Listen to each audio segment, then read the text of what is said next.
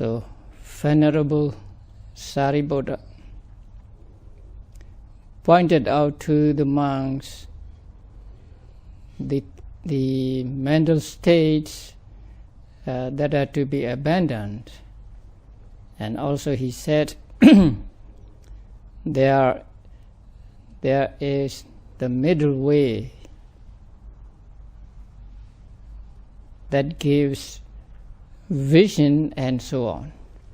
So yesterday I explained these qualities of the middle way or the Eightfold Path, which is supramundane. So today I will explain these qualities in relation to the mundane Eightfold Path or the preliminary Eightfold Path. The Noble Eightfold Path is the group of 8 mental states that arise at the moment of enlightenment, or at the moment of the arising of path consciousness. But in order for that path consciousness to arise, one has to practice the Eightfold Path, which is preliminary to the path consciousness. And that Eightfold Path, which is preliminary, is the practice of Satipatthana or Vipassana meditation. These qualities that are described of the Noble Eightfold Path can be applied to the preliminary Eightfold Path also. It gives vision. That means it gives seeing. It gives extraordinary seeing, not ordinary seeing. And the second is it gives knowledge. These two mean the same thing. And then the fourth is it gives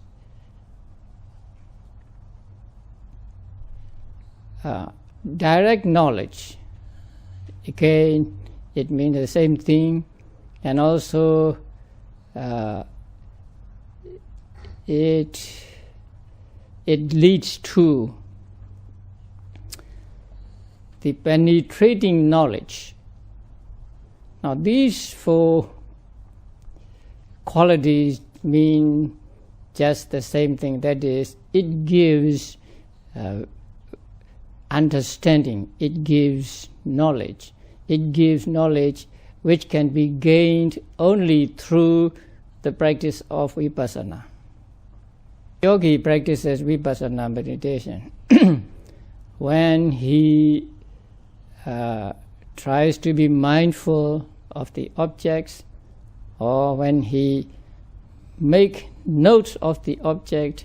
So in the beginning he may not see in his mental eye, he may not see the objects clearly. But as his practice goes on, and when his concentration becomes strong, then he will be able to see the objects clearly and distinctly. See something and he makes notes of it. He sees that seeing is the object that is seen is one thing, and seeing is another. And the mindfulness of seeing is still another. So he sees these 2 things clearly. He hears something and makes notes as hearing. He sees that the noise or sound he hears is one thing, and the hearing is another, and the mindfulness of hearing is still another. the breaths, he sees that in-breath is one thing, and the mindfulness of in-breath is another. Out-breath is one thing, mindfulness of out-breath is another. In the same way, when he makes notes of the rising and falling of the abdomen, he sees that rising is one thing and mindfulness of rising is another, falling is one thing and mindfulness of falling is another. So he sees these things separately, distinct from each other. Object he observes, he sees that that object is one thing, and the noting of that object or mindfulness of that object is another. So he sees the subject and object are going in pairwise occurrence. He makes notes of the rising and falling of the abdomen. He sees that rising has no cognitive power, rising does not know anything, but the mind knows the rising. So the mind has a cognizing power, and the rising has no cognitive power. This also he comes to see when he pays close attention to the rising and falling of the abdomen. Is that mind is something that takes the object, that goes to the object, or that inclines towards the object, and the matter is something that does not know anything. And noting mind in this way, he is said to gain the knowledge of discerning mind and matter. That means he is now able to see mind and matter clearly, one distinct from the other. This is because he pays attention to the objects, or he practices vipassana meditation. Before he practiced vipassana meditation, he was not able to see mind and matter this clearly, or he did not see that this is mind or this is matter. But now he practices vipassana and he sees the nature of mind, and he sees the nature of matter. And so this seeing or this understanding he gains through the practice of vipassana meditation. And so vipassana meditation is said to give seeing or vision to the practitioner. Seeing is not an ordinary seeing.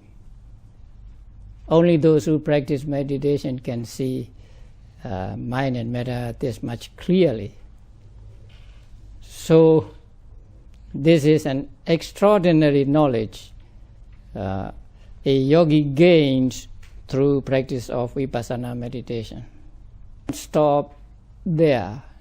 So as he goes on, he will come to see that because there is something to be noted, there is the noting.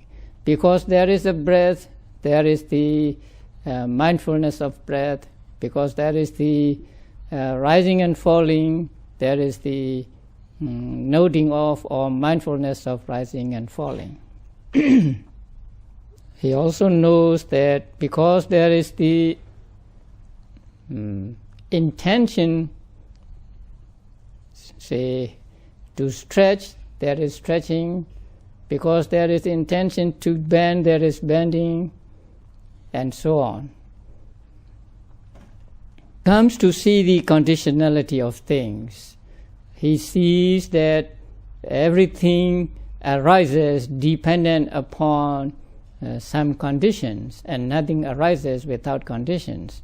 So he clearly sees for himself, not through thinking or not through logic, but through direct experience, that all things are conditioned. Another extraordinary understanding he gains from the practice of vipassana meditation.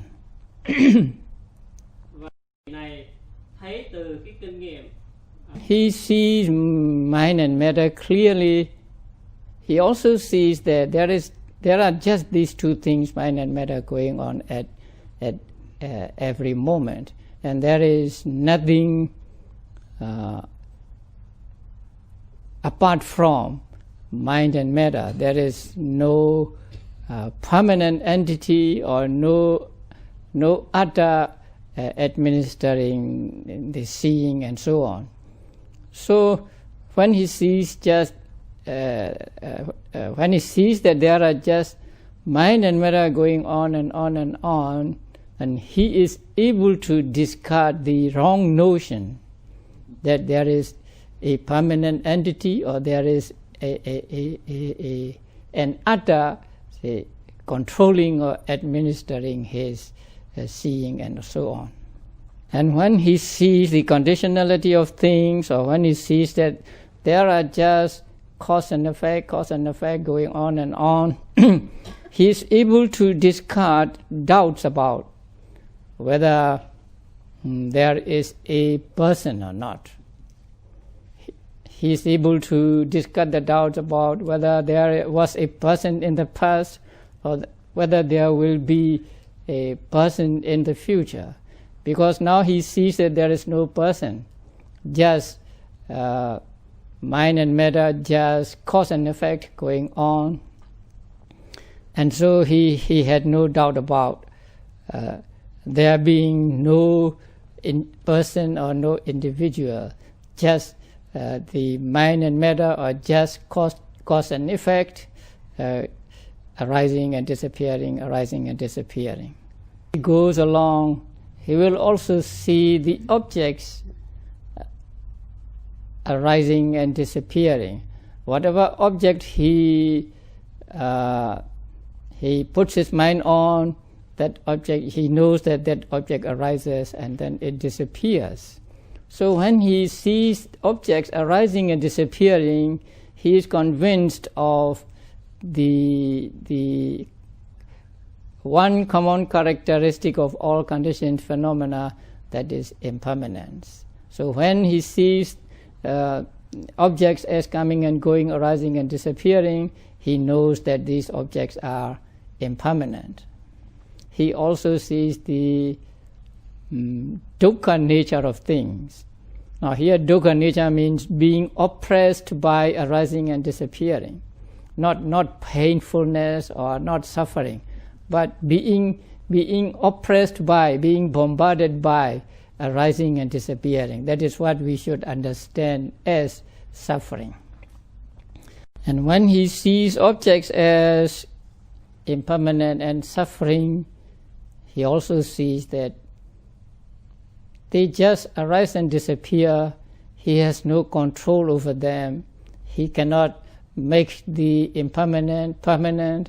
He cannot make the suffering non-suffering. So he sees this anatta nature of things also when he sees the other two characteristics. Objects he is observing as impermanent, suffering and non-soul, he is able to see by inference that the objects in the past must also be impermanent and so on, and the objects in the future must also be impermanent and so on. So he sees the impermanent suffering and non-soul nature of things, of the present and of the past and of the future. And this seeing or this understanding, it's very precious to him. This understanding he gets only through the practice of vipassana meditation. He cannot get this kind of understanding just by reading a book or just by listening to a talk.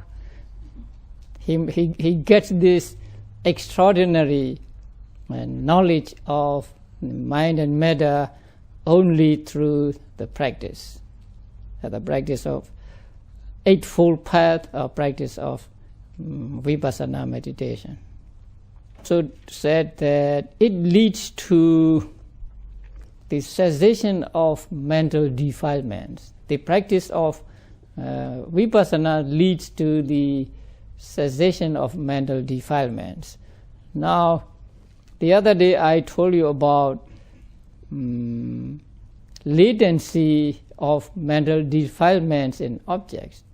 And I also told you that Vipassana can avoid latency of mental defilements in objects. That is actually the power of Vipassana to abandon the mental defilements. But that abandonment is not final, it is momentary abandonment. Let us say a yogi make notes of a beautiful object. Since he is making notes, or since he is applying mindfulness, he is able to prevent attachment from arising regarding that object. That is, he is able to abandon the mental defilement regarding that object by practice of mindfulness or Vipassana meditation. And the last quality given is it leads to Nibbana. That means it leads to total cessation of aggregates. Now, when a yogi is able to avoid mental defilements from arising regarding an object, he is able to prevent karma from arising, because karma depends on the mental defilements. So when karma is avoided, its results that would arise in the future are also said to be avoided. So by not letting mental defilements arise with regard to an object, a yogi is virtually abandoning the aggregates that would arise in the future. So that is what we call Nibbana for a yogi. It is not a real Nibbana, but it is like a Nibbana to him, because he is able to achieve non-arising of aggregates in the future. If he continues his practice, then he will get more insight into the nature of mind and matter. He will gain more extraordinary knowledge regarding the mind and matter. And when his practice of Vipassana meditation becomes mature, then the Noble Eightfold Path will arise as an outcome of the practice of Vipassana meditation. So when that arises, the Noble Eightfold Path arises, then that Noble Eightfold Path is fully developed. During the period of Vipassana meditation, he is developing these eight factors of the Eightfold Path. And when they become mature and arise as the Noble Eightfold Path, then they are fully developed. So when they are fully developed, they take Nibbana as object and not mind and matter as object. So the difference between the difference of object between the preliminary Eightfold Path and Noble Eightfold Path is that the object of preliminary Eightfold Path is the five aggregates, or mind and matter, or formations. And the object of the Noble Eightfold Path is Nibbana. This Eightfold Path, as the name indicates, has 8 parts or 8 factors, and they are right understanding, right thought, right speech, right action, right livelihood, right effort, right mindfulness, and right concentration. These factors are all working together and harmoniously when a yogi practices vipassana meditation. So when you practice vipassana meditation, you are practicing the Eightfold Path. Okay, let us see how they arise. When you practice vipassana, you try to be mindful. So in order to be mindful, you have to make an effort. Without making an effort, you cannot be mindful. So that effort is what is called right effort. So you make the effort, and so you are able to watch the object, or you are able to be mindful of the object. That means your mind hits the object, and that the hitting the object with your mind, or your mind hitting the object, is what we call right mindfulness. And when mindfulness hits the object, that means reaches the object, then another mental state keeps the mind and its components on the object, and it does not let it to go to other objects, and also it does not let the components scatter. So it keeps the components compact and also stuck to the object. And that mental state is what we call samadhi, concentration. So that is right concentration. When your concentration becomes strong, the mental hindrances are subdued. Before you get concentration, there are mental hindrances in your mind. Mental hindrances are sensual desire, ill will, sloth and torpor. What else? Distraction and worry, or remorse and doubt, right? So these are called mental hindrances. They hinder or they block the way to samadhi. But when mindfulness becomes strong and also samadhi becomes strong, then these are subdued. When they are subdued, mind becomes calm and quiet and say clean. It is a time when yogis begin to see the true nature. They begin to see mind clearly, matter clearly, and that they are interdependent and so on. So through concentration, yogis come to see the true nature of things. And that seeing the true nature of things, seeing the objects clearly, and seeing that they are dependent on other conditions, and seeing that they are impermanent and so on, is what we call right understanding. So right understanding comes only when there is right concentration. And right concentration will be there only when there is right mindfulness. And right mindfulness can be there only when you make effort. So how many factors do you have now? 5 factors.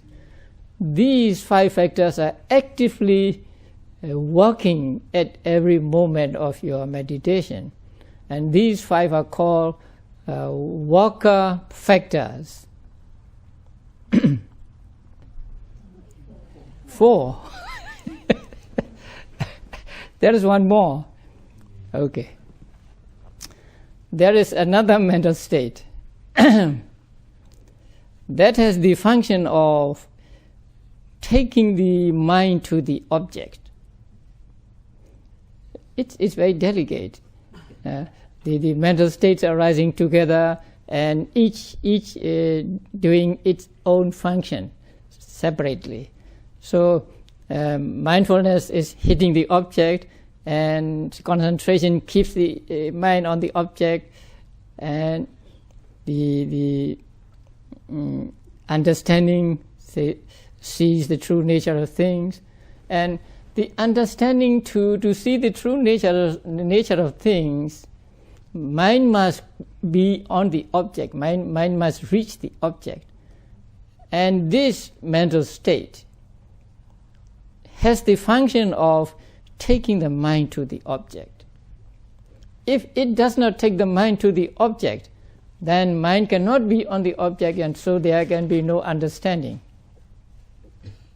And that mental state is what is called right thought among the 8 factors. So right thought means not right thinking, not right thinking, but actually it is a mental state called vitakka. It is translated as initial application of mind to the object. So this is the mental state vitakka, which is called right thought here. And this mental state has a function of taking the mind to the object. So if it doesn't take the mind to the object, mind does not reach the object, and so there will be no understanding. That is why this mental state is also an important factor, and it is coupled with understanding. I'll explain it later. Factors: right effort, right mindfulness, right concentration, right understanding, and right thought are called Vaka factors. And they must work in harmony. So one must not work in excess. So if any one of is in excess, then your meditation goes out of order. Now, especially important is the right concentration and right effort. Sometimes there is an excess of right effort, and sometimes there is an excess of concentration. So when there is too much effort, then you feel agitated and you cannot concentrate. And when there is too much concentration, your right effort, the level of your right effort goes down. So that means you become sleepy or you become lazy, because it has become so easy for you to concentrate that you lose the necessary amount of effort. So when there is too much concentration, then you feel sleepy, or you may be nodding or something like that. And when there is too much effort, there is agitation, and so you cannot concentrate. So these two must be balanced, one not in excess of the other. So when they are balanced, then your meditation goes well. Now, where are the other 3? Right speech, right action, and right livelihood. Strictly speaking, according to Abhidhamma, they are not present. Now, in order to understand this, you must first understand right speech and so on. So right speech, according to Abhidhamma, right speech means abstention from wrong speech, abstention from telling lies and others. And right action means abstention from wrong action, like killing, stealing, and so on. And right livelihood means abstention from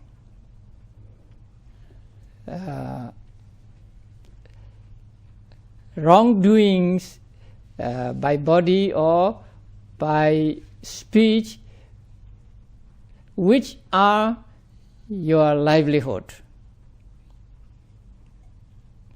So a right livelihood, right livelihood is abstention from the same 7 misconducts, 4 by speech and 3 by body.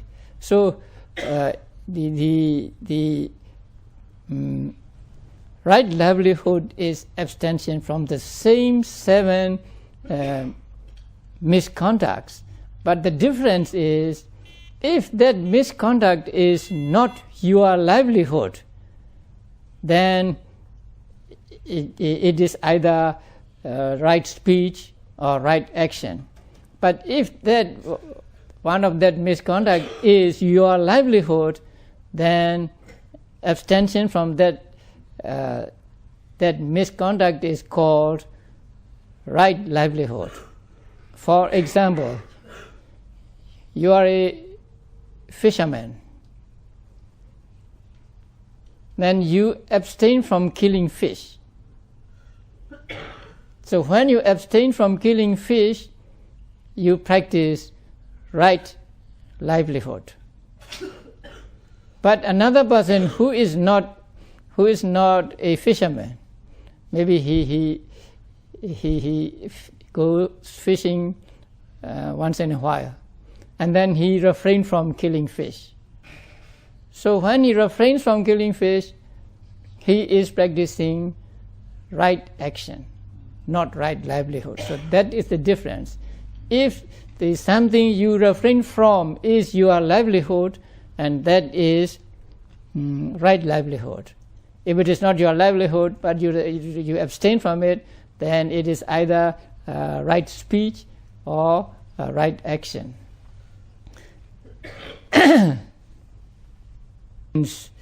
The misconducts they refrain from are different.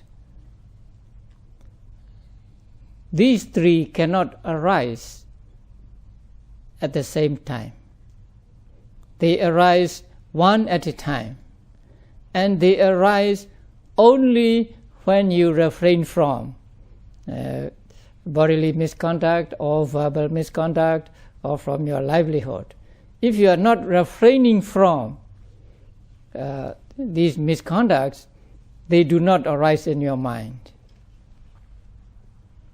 Suppose you have an occasion to kill a being, and you abstain from killing that being. So when you abstain from killing that being, then you practice right action. But you are sitting here practicing meditation. You have no occasion to kill any being. So strictly speaking, they do not arise when you are practicing vipassana. But those who practice vipassana meditation has to purify their sila or moral conduct before they practice vipassana.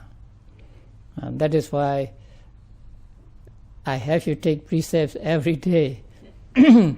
So when you take precepts, then it is like abstaining from these misconducts. So we can say that before you practice vipassana, when you take precepts, these 3 factors are accomplished.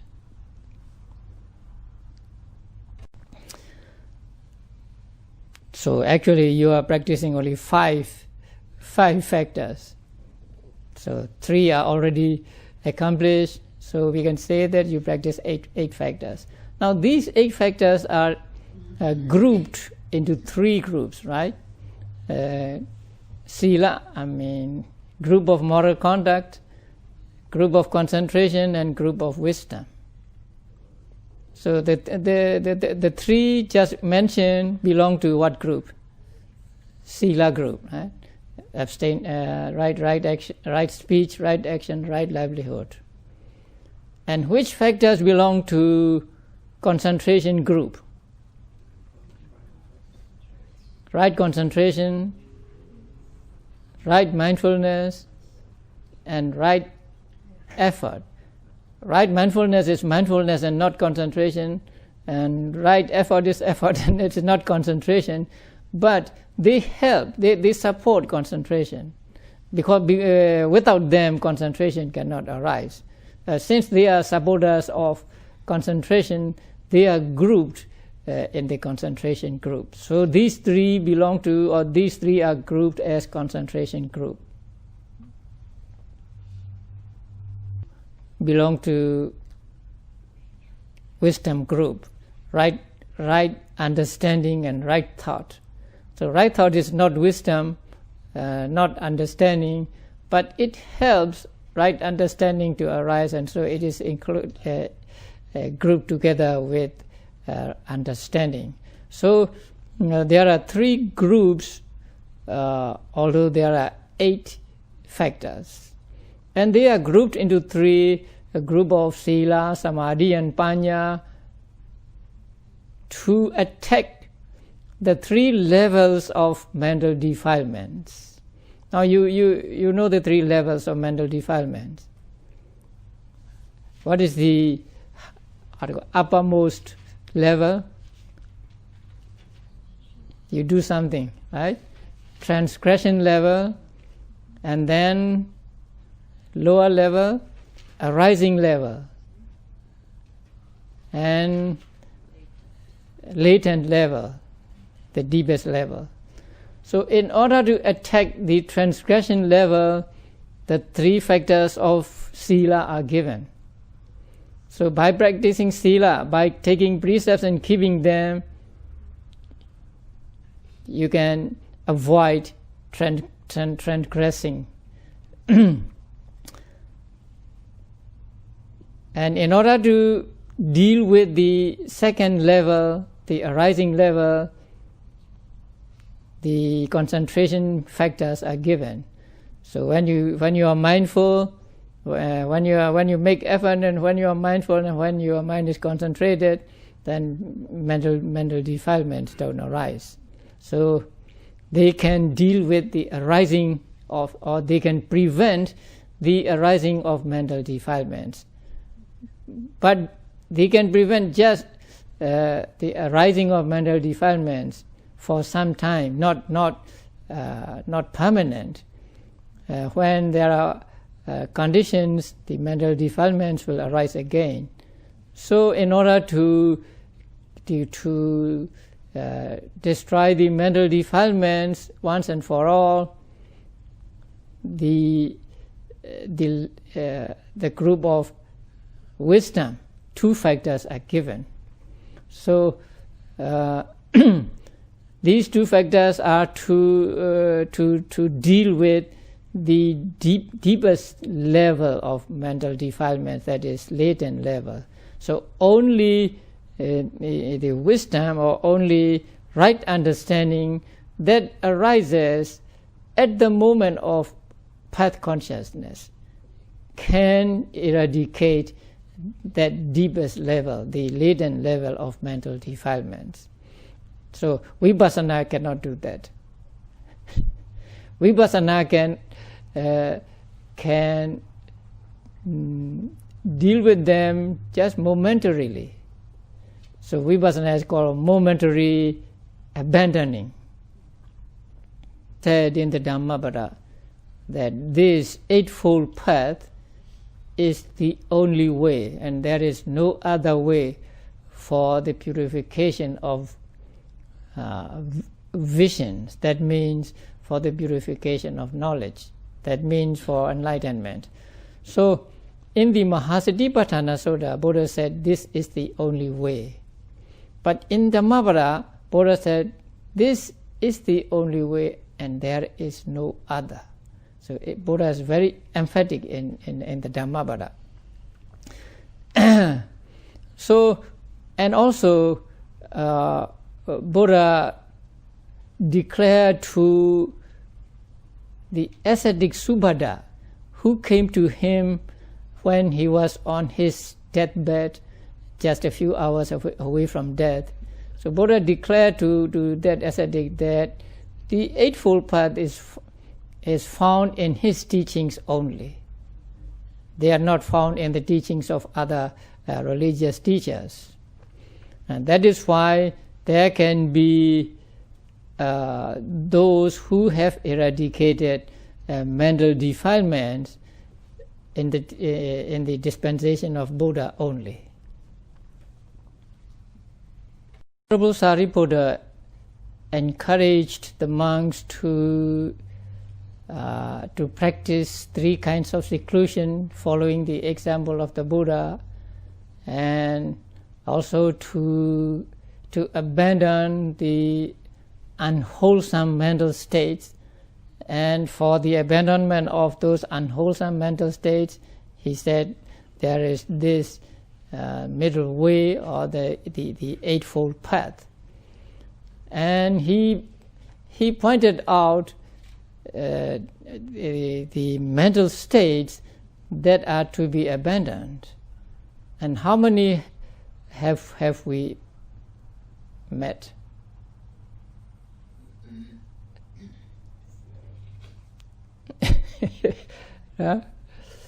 Only 2, right? Greed and hate, right? Only 2. So there are 14 more. Okay, I cannot talk in great detail now. So the greed and hate are one pair.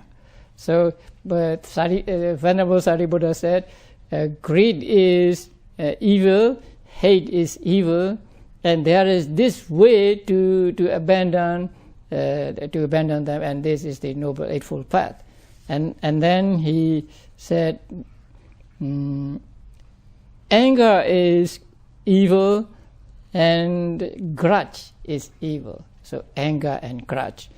Now hate is also anger. So maybe they are overlapping.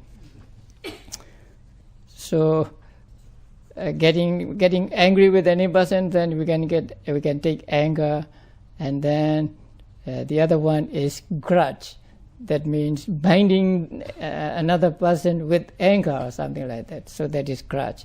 So anger and grudge are also the evil mental state, and we can abandon these 2 by the practice of the middle way. Ingratitude and competitiveness, not in a good sense. So the first one is ingratitude. The Pali word is makha. The makha means crushing. So crushing some good turn made to you by another person. So although somebody may have done something, some favor to you, you will not acknowledge that. And so that is called makha in Pali, and so we shall translate it as ingratitude. And the other is competing with another person, competing on the same level, on the basis of same level. Although, say, I may not be equal with that person, I want to compete with him, something like that. So that is one evil state, and these 2 evil states are to be eradicated by the practice of middle way. Envy and avarice. Now, envy is jealousy. So we don't like when the other person is prosperous or successful. So that is called envy or jealousy. And the other is avarice. What is avarice? Excess something from other people. One thing what other person has. Now, the Pali word is machira. It is intolerance of one's property being common to others. So it is like stinginess, but not attachment, not just attachment to the property or to the thing, but it is a kind of dosa. So suppose I'm very much attached to this. I'm really attached. It has served me for 20 years now, almost 20 years. So let's say I'm attached to it. Then if somebody comes and use it, I don't like it. So that is avarice. Yeah, that is macharya. Now, say people are, say, devoted to me. Then if they are devoted to another person, I don't like it. So that is macharya, avarice. So possessiveness, yeah. But I want to make sure you understand this, right? Possessiveness may mean stinginess, right? Lobha, but it is not lobha. It is part of dosa. Yeah, don't want to share. Yeah, you don't want to share, and if someone comes and share it, you don't like it, and you have kind of aversion. So that is macharya or macharya in Pali. Next pair is deceit and fraud. Now, deceit means concealing one's faults, concealing what evil one has done. So that is called deceit here. And fraud means showing non-existent qualities in oneself. That means a person is not a yogi, but he may show himself as a yogi. So that is fraud.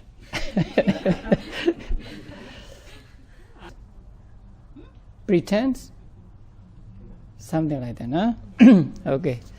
So they can be eradicated by the practice of middle way. Now the next pair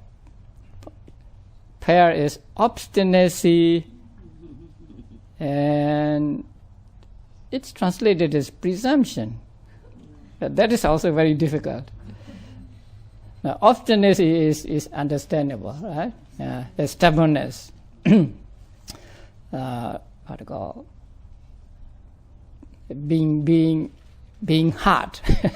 So, and the other thing is there may be an English word, I cannot find it. That is doing something in excess. Suppose, say, over exertion. Is it translation? No. Presumption? Yes, presumption. Assuming something that Than others. So suppose you walk 1 mile, I will walk 2 miles, something like that. So doing in excess of others, in competition with that person. So that is what is meant here. presumption. No, it's not presumption. Presumption, but I don't think that is accurate. Yeah. Competitive or rival? Plains this can be also wholesome. So you practice for 1 hour and I practice for 2 hours. So that kind of thing is called sarambha in Pali. Actually, the colloquial expression is overdoing it. Okay. So we are close to the end. And then the next is conceit and excessive conceit. So that is easy to understand. Pride, conceit, and excessive conceit. Here is intoxication with pride and negligence. Now, the last one is the most important. It is the opposite of mindfulness. So negligence is defined as letting one's mind loose on the 5 desirable objects of the senses. Now there are desirable objects, and you do not control your mind, and you let you let loose your mind, to enjoy as much as you like, and so on. So that is called negligence here. And also we can interpret it in many ways, right? So you don't want to practice meditation, and that is negligence, or you fail to note, or you're lazy to note, and that is also negligence. You don't want to do practice sila, that is negligence. So there are a lot of examples of negligence, or what do you call it? Pamada. So the last pair is that the intoxication with pride and negligence. Venerable Sariputta pointed out these 16 mental states, and they are termed evil. So these evil mental states are to be eradicated by following the practice of the middle way. Now, as I have explained, the Noble Eightfold Path is just the outcome of the preliminary path. And so what we should really practice is not the Noble Eightfold Path. We cannot practice Noble Eightfold Path because the Noble Eightfold Path is the outcome. What we can do, what we can practice is the preliminary Eightfold Path, which is Vipassana meditation. So only by the practice of Vipassana meditation can we eradicate these evil mental states. And when we at least try to eradicate these evil mental states, then we are following in the footsteps of the Buddha in practicing mental seclusion. So when we practice Vipassana meditation, we are trying to eradicate these mental defilements. We are trying to reach the path and fruition, and we are trying to realize Nibbana, which are the real Dhamma heritage. So when we practice Vipassana meditation, we are taking the Dhamma heritage, not the real Dhamma heritage, but we are trying to making effort to take the Buddha's Dhamma heritage. And so this is the only way by which we can take the real Dhamma heritage of the Buddha. So following the advice of the Buddha and following the teachings of the Venerable Sariputta, we will make effort to take the Dhamma heritage of the Buddha. We will try as much as we can to get rid of or to abandon the evil mental states, and we will take Buddha's teaching seriously. We will not go after the material gains, and we will try to reach Nibbana by the practice of an eightfold, the preliminary eightfold path, or by the practice of Vipassana meditation. And let us hope that we get the Dhamma heritage of the Buddha in this very life.